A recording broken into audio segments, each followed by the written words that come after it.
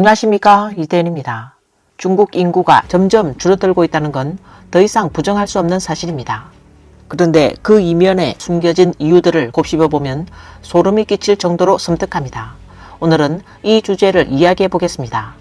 맞아요. 사람들은 도대체 다 어디로 간 걸까요? 왜 이렇게 많은 네티즌들이 여기도 저기도 사람 한 명 보이지 않는다는 영상을 찍고 있을까요? 사실 이 문제에 대해서는 중국 당국이 가장 잘 알고 있을 것입니다. 최근 온라인에 한 장의 사진이 퍼졌는데 내부 회의 중 찍힌 것으로 보이는 화면이었어요. 그 화면에는 이런 문구가 큼직하게 적혀 있었습니다. 신체 공여자 선별 기준 및 모니터링 체계, 공여자의 품질 기준이 결과의 핵심이다. 다음의 내용은 읽는 사람의 등골이 오싹해질 정도입니다. 신체 공여자 선별 범위에는 고학력층, 즉 국내 명문 985, 211 주요 대학의 우수 재학생들이 포함되어 있습니다. 면접 항목에는 체형, 자세, 외모, 기질, 피부 상태, 말솜씨 등이 평가 기준으로 제시되어 있었고, 필기시험 항목에는 심리 건강 상태와 생활 습관에 관한 설문조사가 포함되어 있었습니다. 보도에 따르면 중공 당국이 추진 중인 이른바 고품질 장기 기증자 선별 제도는 단순히 건강하거나 젊은 사람만을 대상으로 하는 것이 아니었습니다. 외부에서 공개된 내부 기준에 따르면 체형, 기질, 언변, 심리 상태까지 전반적으로 평가해 우수한 기증자를 선별하고 있다고 합니다. X 플랫폼 블로그 해외 폭로는 이와 관련해 충격적인 주장을 제기했습니다. 그는 중공의 장기 기증자 선별 기준은 985 공정이나 211 공정에 속하는 중점 대학의 우수 재학생으로 한정된다라고 밝혔습니다. 이는 최근 중국 내에서 급증한 대학생 실종 사건과 직접 연관이 있을 수 있다는 것입니다. 특히 무안의 살아있는 신체 장기 적출 수술 병원이 집중된 지역에서 실종 사례가 유독 많다는 점이 가까운 곳에서 공급한다는 그의 표현과 맞물리며 더 큰 충격을 주고 있습니다. 전문가들은 이 같은 주장이 사실이라면 이는 단순한 범죄를 넘어 국가 주도의 반인륜적 범죄로 규정될 수 있다고 지적했습니다. 짐작하건대 중공 당국과 국가 지도자 석건평이 9.3 열병식을 앞두고 내비쳤던 무심한 듯한 진심 어린 발언은 결코 근거 없는 말이 아니었던 것입니다. 그는 자신이 70살이 넘었지만 아직 어린아이 같은 존재이며 이번 세기 안에 150살까지 살아보는 것이 소망이라고 말했습니다. 하지만 지금 중국 경제가 갈수록 악화되고 있는 현실 속에서 일반 대학 학생들조차 취업이 어려운 상황이고, 심지어 985, 211 같은 명문 대학을 졸업한 학생들조차 마땅한 일자리를 찾기 어렵습니다. 그런데도 석건평과 중공 당국은 국민의 복지나 취업 문제 해결에는 관심을 두지 않고 오히려 이런 명문대 우수 학생들 중에서 자신들이 말하는 이상적인 신체 공여자를 찾는 데만 몰두하고 있는 것처럼 보입니다. 이를 보면 중공 당국과 그 고위층 이른바 지도자들은 중국 국민을 인간 자원 그 이상도 이하도 아닌 존재로 보는 듯합니다. 게다가 중공의 철저한 빅데이터 감시 체계 아래 실종 청소년이 계속 늘어나고 있는데도 중공 당국은 아이를 잃은 부모들을 위해 서둘러 아이를 찾아 주기는커녕 오히려 악의적으로 한 가지 소위 첨단 기술 제품을 내놓았습니다. 이것은 바로 중국 귀주의 한 과학기술 회사가 개발한 스마트 교복입니다. 교복 뒷면에는 디지털 태그가 부착되어 있습니다. 그 디지털 태그 안에는 아주 작은 칩이 들어있는데요. 이 칩이 바로 스마트 교복에 사용되는 물 세탁 가능하고 유연하게 휘어지는 형태의 칩입니다. 우리는 이 칩을 교복에 심어 넣고 그 칩을 통해 스마트 교복의 다양한 기능을 실현할 수 있게 되는 것이죠. 그리고 아이의 개인정보와 건강검진 정보 파일만 미리 입력해두면 아이의 모든 행동을 실시간으로 감시할 수 있게 됩니다. 이 교복 배지에는 어깨 부위에 2개의 스마트 칩이 내장되어 있으며 고온이나 손 세탁에도 영향을 받지 않고 학생의 위치를 실시간으로 추적할 수 있습니다. 더 무서운 건 이런 스마트 교복이 이미 대규모로 보급되고 있다는 사실입니다.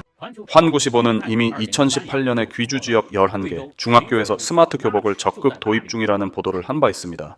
귀주의 한 과학기술 회사 공식 홈페이지 정보에 따르면 그 당시 스마트 교복 프로젝트는 귀주성 시장 점유율의 95%, 전국 시장의 20%를 이미 차지하고 있었고, 도입 학교에는 귀주 준의시 화일원 제11중학교, 금남주 복천 제육초등학교 등이 포함되어 있었습니다. 현재 귀주성과 광서 자치구 내에 10여 개 이상의 학교에서 해당 교복을 도입했으며 하남, 중경, 호남, 사천, 광동, 온주 등 여러 성시에서도 이 스마트 교복을 순차적으로 도입하고 있는 상황입니다. 해당 콘텐츠 제작자는 학부모들에게 걱정되신다면 자녀의 교복을 직접 확인해 보십시오. 그게 마음 편하실 겁니다. 라고 호소했습니다.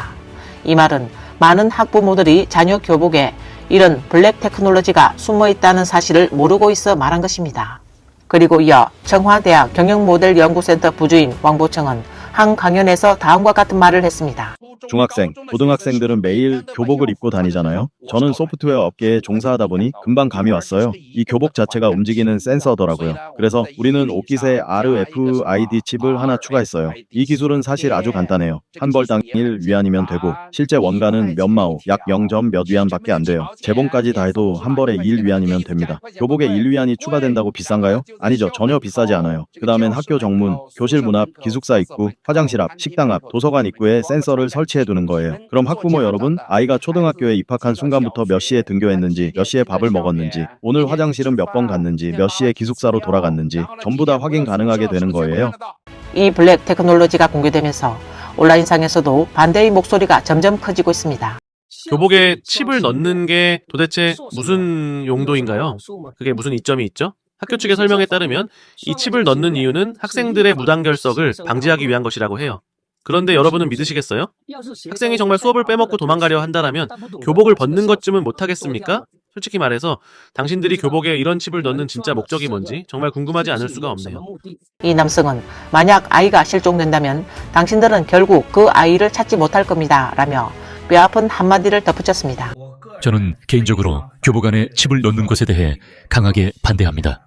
그렇게까지 해야 할 이유가 대체 뭔가요? 표면적으로는 학생들을 관리하기 편하게 하겠다는 목적이라고 하죠. 물론 어떤 사람들은 아이들 관리에 도움이 된다며 찬성하기도 합니다. 하지만 한번 생각해 보셨나요? 만약 이게 나쁜 사람 손에 들어간다면 그땐 정말 무서울 수 있어요. 일부 네티즌은 학교가 학생의 개인 정보를 팔지 않는다고 장담할 수 없다. 이 말은 바로 핵심을 찔렀다는 평가입니다. 대표적인 사례가 바로 강서성 노양시 지원중학의 15세 소년 호신우 실종 사건입니다. 그는 학교 내부에서 흔적도 없이 사라졌고 이 사건은 당시 중국 전역을 충격에 빠뜨렸습니다. 당시 경찰은 단순 가출로 결론을 내렸지만 수많은 네티즌들은 왜 폐쇄된 학교 안에서 흔적조차 없이 사라졌는가? CCTV와 통신기록까지 동시에 사라진 이유가 무엇인가? 라며 지속적으로 의문을 제기했습니다. 이 사건 이후 중국 사회에서는 학교, 병원, 기관 등에서의 개인정보 유출이 단순한 상업 거래를 넘어 장기 매매나 인체 실험용 데이터와 연계된 것 아니냐는 공포와 불신이 급속히 확산되고 있습니다. 하지만 스마트 교복은 학생의 개인정보를 수집합니다. 예를 들면 위치 정보, 출석 기록, 건강 데이터 같은 것들이죠. 그렇다면 이 정보들이 저장되고 활용되는 과정에서 개인정보 유출 위험은 없을까요? 불법 세력에게 악용될 가능성은 정말 없는 걸까요? 칩이 내장된 교복을 입고 나면 학생들은 마치 자신이 한 쌍, 아니 수많은 눈에 감시당하고 있다는 느낌을 받지 않을까요? 한 네티즌은 교복에 칩을 넣는다는 사실을 학부모에게 미리 알렸나요? 라고 질문했습니다. 이에 어떤 사람은 아이에게 교복은 학교에 두고 집에 가져오지 말라고 해야겠다고 말하기도 했습니다. 하지만 중공 당국의 수년간에 걸친 강압적인 통제 아래 이런 방식으로 대응하는 것이 현실적으로 그리 쉬운 일이 아닙니다. 짐작하건대 중공 당국이 이 스마트 교복을 비밀리에 도입한 지는 이미 여러 해가 지난 것으로 보입니다. 그럼에도 불구하고 중국 내 청소년 실종 건수는 해마다 계속 증가하고 있습니다. 바이두 검색 결과에 따르면 2014년 한 해 동안 실종된 3세에서 22세 사이의 인원은 총 35,359명에 달했습니다.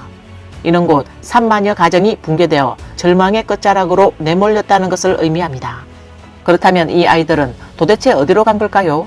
이에 온라인에서는 충격적인 추측과 불안의 의혹이 제기되고 있습니다. 일부 네티즌들은 중국 일부 지역에서 이동식 화장 차량으로 보이는 설비가 목격되었다며 2024년 1월경 거리에서 해당 차량을 봤다는 시민들의 제보가 이어졌다고 주장했습니다. 이후에도 인터넷상에 관련 사진과 영상이 공유되며 논란이 커졌지만 이에 대한 공식적인 해명이나 명확한 근거는 제시되지 않았습니다. 전해진 바에 따르면 이 차량은 길이 5.4m, 너비 2m, 높이 2.47m에 달하며 총 중량은 3.51톤입니다.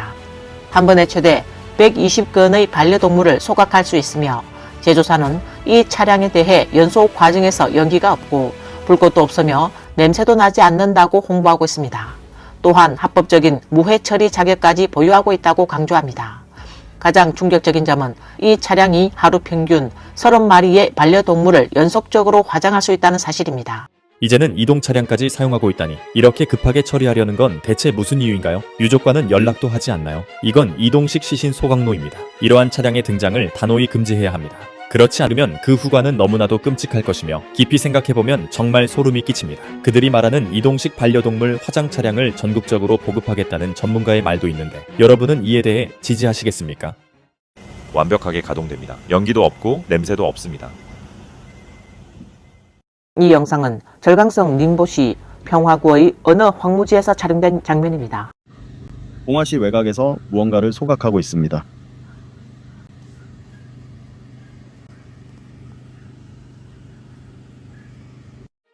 번호판도 없는 이동식 시신 소각차가 시내에 등장했습니다.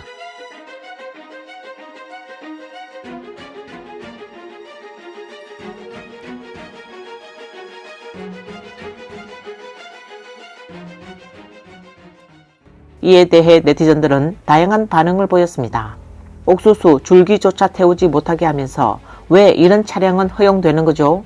반려동물 한 마리 화장하는데 2천 위안이 든다는데 실제로 그렇게까지 해서 화장하는 사람이 몇이나 있겠어요? 그런데 이 차량은 온 동네를 돌아다니고 심지어 시골 읍면까지 들어간다고 하니 아주 이상합니다. 시골에선 대부분 반려동물을 땅에 묻잖아요. 이거 혹시 부품만 추출한 다음 처리하는 마무리용 무기 아니야? 이런 차량은 반인륜적이고 반사회적이에요. 존재 자체가 너무 위험합니다. 그러니까 시신이 안 나오는 거군요. 증거가 없고 법도 없고 끝장났네요. 그래서 많은 아이들이 실종된 후에 결국 찾지 못하는 거 아닐까요? 정말 관련이 없는 걸까요? 틱톡 블로그 혜신 언니는 이런 소형 화장 차량이 도로에 다닌다면 국민의 안전이 정말로 위태로워질 수 있다라고 경고했습니다. 그녀는 영상에서 여러분 한번 생각해보세요. 이거 정말 소름 돋지 않나요? 이제는 밖에 나가면 뒤통수에도 눈 4개는 달아야 할 판이에요.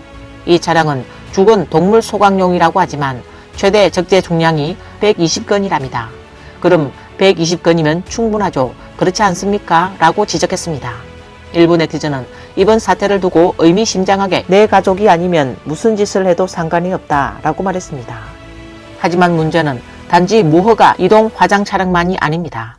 최근 중국에서는 정식 번호판도 없이 버젓이 도로를 달리거나 병원 앞에 세워진 가짜 구급차까지 등장하고 있습니다. 2025년 10월 한 네티즌이 호남성 장사의 상하 제2병원 앞을 촬영한 영상이 온라인에서 큰 논란을 일으켰습니다. 그 영상에는 병원 정문 앞에 번호판이 없는 의료 긴급 이송 차량이 무려 3대나 세워져 있었고 그중 한 대에는 호남 제방 응급 의료 이송이라는 문구가 또렷이 적혀 있었습니다. 전문가들은 이런 차량들이 정식 구급 시스템과 무관한 불법 영업 차량일 가능성이 높다고 지적하며 환자 이송을 빙자한 장기 매매나 인체 실험 연계 위험성까지 경고했습니다. 현재 중국 온라인에서는 병원 앞조차 믿을 수 없다. 진짜 구급차는 어디 갔는가? 라는 분노 섞인 목소리가 계속 확산되고 있습니다. 이 차는 번호판이 없어요. 보세요. 이 차량들 전부 다 번호판이 없어요. 앞에 있는 저 구급차도 번호판이 없고요. 이 가게 앞에 세워진 흰색 차량도 번호판이 없어요.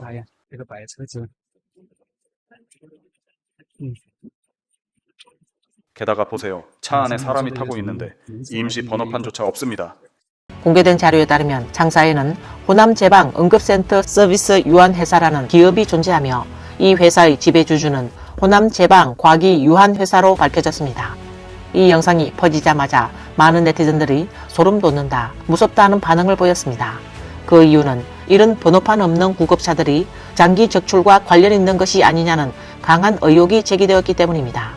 중국의 일부 도시 아파트 단지는 물론 인적이 드문 시골 외곽 도로에서도 이런 수상한 번호판 없는 구급차들이 목격되고 있다는 증언들이 이어지고 있습니다.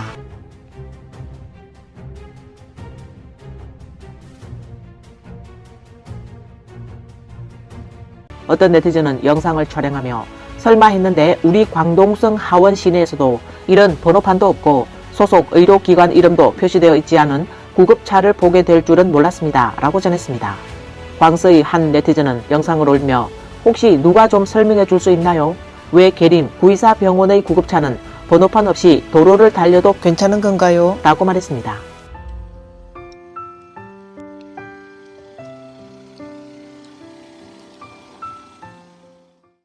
여러분, 이런 차량이 과연 합법적인 걸까요? 구급차인데도 표식도 없고 번호판도 없고 어느 병원 소속인지도 알 수 없습니다. 여기 한 대 세워져 있고 저기 또 한 대 세워져 있고 도대체 뭐 하는 차들인지 모르겠습니다. 또 다른 네티즌도 광서의 어느 작은 현 도시에서 번호판도 없고 병원 이름도 적혀있지 않은 구급차가 갑자기 나타났다고 영상을 올리며 전했습니다. 그는 영상에서 이런 차가 주택가에 왜 멈춰 있는 거죠? 무서워요.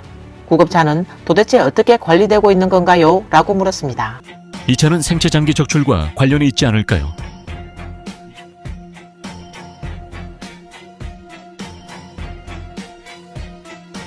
어떤 사람은 이해할 수 없다는 반응을 보이며 어디를 가든 번호판 없는 120 구급차가 자주 보이는데 도대체 어떻게 된 거죠? 라고 말했습니다. 어떤 이는 거침없이 가짜 구급차는 사람을 구한다는 명목으로 사실상 해를 끼치는 일을 저지르고 있습니다. 도시의 구석구석을 떠도는 공포의 악마로 전락했습니다. 이런 차량을 보면 반드시 피해야 합니다. 라고 말했습니다. 그렇다면 이런 번호판 없는 구급차들이 병원 앞은 물론 주택가와 골목길에까지 세워져 있는 이유는 무엇일까요? 일각에서는 이 차량들이 혹시 장기 공여자나 생체 장기를 이송하는데 관여하고 있는 것 아니냐는 의혹을 제기하고 있습니다. 또 다른 사람들은 이런 무분호 구급차에는 일종의 특권이 있어 교통경찰조차 손을 대지 못한다고 주장하고 있습니다. 호남성 장사 상하 제2병원에서 실습 중이던 의대생 나수우가 의문의 사고로 숨졌습니다. 그는 생전에 병원 내부의 불법 장기 적출 정황을 폭로해왔던 인물로 알려져 이번 사건은 중국 사회를 큰 충격에 빠뜨렸습니다. 네티즌들은 이 병원 앞에서 번호판이 없는 구급차 여러 대가 상시 주차되어 있는 장면을 포착했으며 병원 옥상에는 헬리콥터 이착륙장이 설치되어 있다는 사실도 확인했습니다. 이에 많은 이들이 그 헬리패드가 장기 운송 전용 루트로 사용되는 것이 아니냐는 강한 의혹을 제기하고 있습니다. 한 네티즌은 오늘은 도대체 무슨 일인가? 상하 제2병원의 헬리콥터가 하루 종일 왔다 갔다 하며 4대번이나 왕복했다. 귀를 찢는 듯한 굉음이 병원 주변을 가득 채웠다 라고 말했습니다. 이 영상이 공개되자 병원 안에서 무슨 일이 벌어지고 있는 건가? 라는 의문과 불안이 빠르게 확산됐습니다.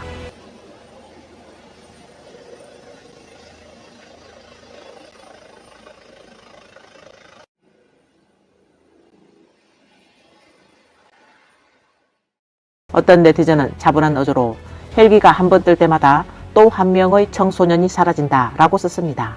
2025년 9월 28일 온라인에는 한 영상이 퍼졌습니다. 그 영상에는 상하 제2병원이 호남 저고도 경제발전그룹 유한회사와 항공의료구급 업무협력 협약을 체결하는 장면이 담겨 있었습니다.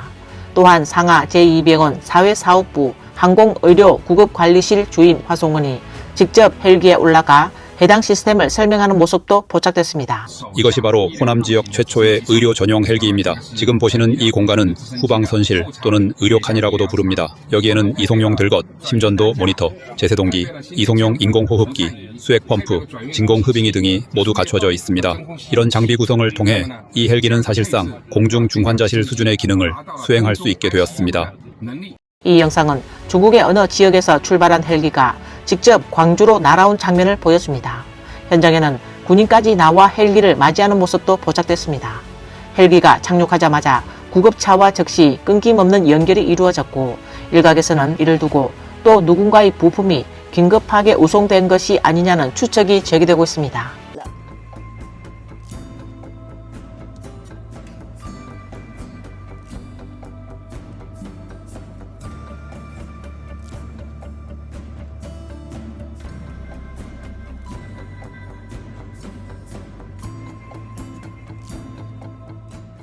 일부 온라인 게시물에는 해당 헬기가 광서 옥림 지역에서 출발한 것으로 보인다는 주장이 제기됐습니다. 현장에 군인들이 배치되어 있었다는 점에서 일부 네티즌들은 당국이 특정 인사 또는 의료 관련 운송에 개입하고 있는 것이 아니냐는 의혹을 제기하기도 했습니다. 이와 같은 정황 속에서 많은 중국인들은 생활의 어려움뿐만 아니라 감시 통제 사회에서 비롯된 불안과 피로감까지 감내해야 한다며 깊은 절망감과 전체 전반에 대한 불신을 표하고 있습니다. 오늘 뉴스는 여기까지입니다. 시청해주셔서 감사합니다.